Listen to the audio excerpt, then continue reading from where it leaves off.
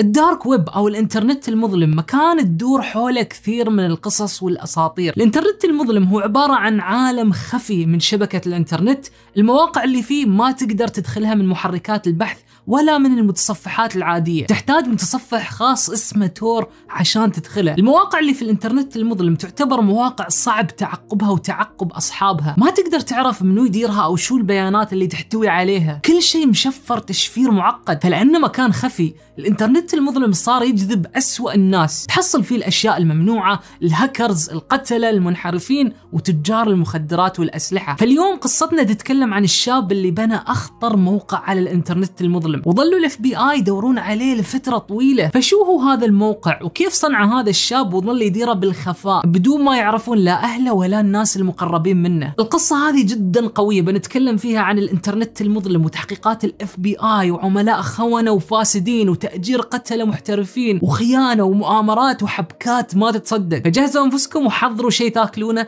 قصتنا اليوم من العيار الثقيل.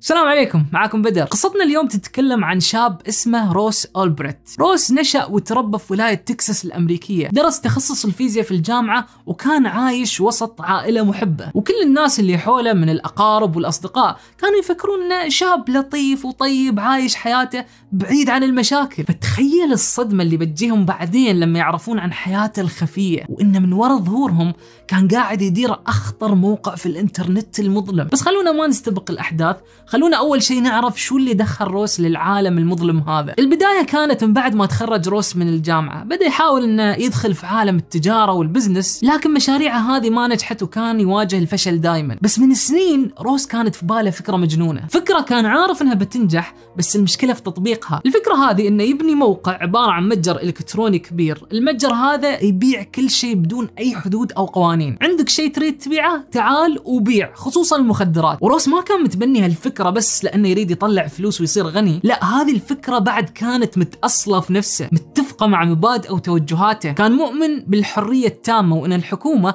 ما المفروض تمنع المخدرات، وكان حتى أحيانا يدخل في جدالات ويا الناس المقربين منه مثل أصدقائه ويقول هذا جسمي وأنا حر فيه، ليش الحكومة تتدخل في اللي أريد أحطه في جسمي؟ ولما الناس يحاولون يردون عليه ويقولوا له يا إنسان المخدرات خطر على النفس وعلى المجتمع وعلى كل شيء، كان يرد ويقول طيب ليش ما يمنعوا الكحول أو ليش ما يمنعوا الوجبات السريعة؟ هذه الأشياء أيضا تأثيرها سيء جدا. فهو تفكيره كان كذا، الممنوعات والمخدرات عادي المفروض تكون متاحة، والشخص هو اللي يختار إذا كان يريدها ولا لا. فيعني فكرة الموقع كانت تتفق ويا مبادئه، بس للأسف طبعا بالنسبة له لو سواها على طول راح ينمسك وينسجن. هني روس اكتشف عالم الإنترنت المظلم، وعرف إن المواقع اللي فيه صعب يتم تعقب أصحابها أو معرفة بياناتها، عالم خفي بعيد عن عيون السلطات والحكومة. فيعني مكان راح يحمي هويته وراح يحمي هوية زباينه. بس حتى مع وجود عالم الإنترنت الخفي هذا كانت في مشكلة ثانية، مشكلة الدفع. ما في وسيلة دفع إلكترونية الحكومة ما تقدر تتبعها، فهذه كانت أكبر عقبة قدام روس، وهذا اللي خلاه يظل يأجل الفكرة لفترة طويلة. لكن في سنة 2010 بدأت تنتشر تقنية جديدة في العالم، تقنية اسمها البلوك تشين، ومن هذه التقنية انولدت عملة رقمية راح تغير العالم، واللي هي طبعا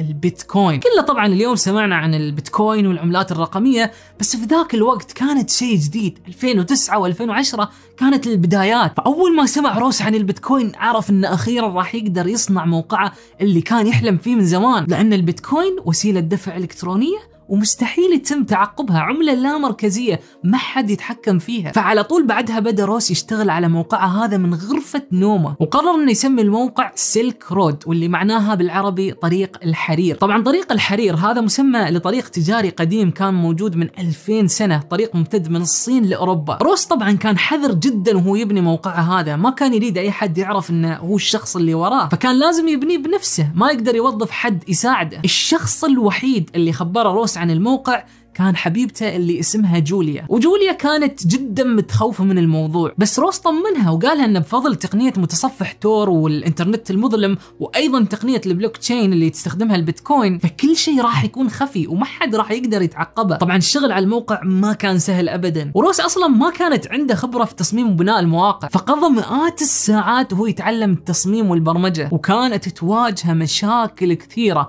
بس روس كان مصمم على الفكرة وظل يشتغل ليل ونهار عشان يحل كل المشاكل اللي قدامه، لغاية ما قدر أخيرا إنه يصنع نسخة من الموقع شغالة بشكل مقبول على بدايات سنة 2011. تعرفون بعد شو اللي يضحك؟ إن روس كان معجب بمسلسل بريكنج باد، اللي عايش تحت صخرة وما يعرف شو بريكنج باد، فهو مسلسل تدور أحداثه عن شخص اسمه والتر وايت، أستاذ كيمياء انصاب بمرض السرطان وما كانت عنده فلوس يتركها لعائلته، فكان خايف يموت ويترك عائلته بدون شيء، فاستخدم علمه ومهارته في الكيمياء عشان يصنع مث بجودة عالية. المث طبعا نوع من أنواع المخدرات، وفي النهاية هذا الرجل تحول لواحد من أكبر تجار المخدرات. فالمفارقة الحين إن روس قاعد يتبع نفس طريق شخصيته المفضلة، بس الفرق إنه قاعد يسويها على الواقع. المهم بعد ما روس قرب يخلص الموقع كان عارف إنه راح يحتاج بضاعة يعرضها عليه، فهو لازم يكون أول تاجر يبيع في الموقع، فراح واستأجر مستودع صغير في مكان منعزل وسوى فيه مزرعة للفطر السحري. الفطر هذا تأثيره قريب من الحشيش، فهذا راح يكون أول منتج ينباع على موقع سيلك رود. الحين الخطوة اللي بعدها إنه يسوق للموقع. المشكلة إن هالموقع موجود في الإنترنت المظلم، موقع خفي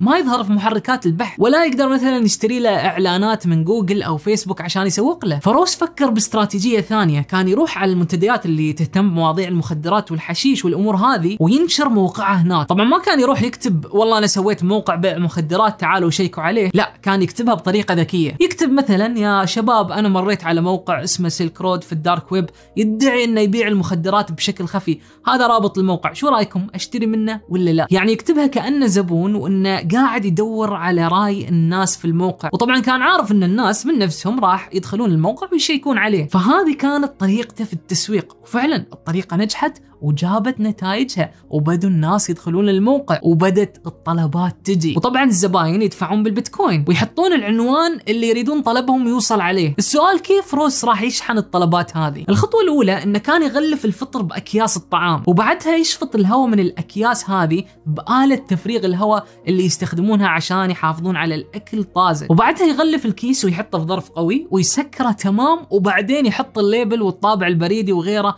ويرسل الطرد للعنوان.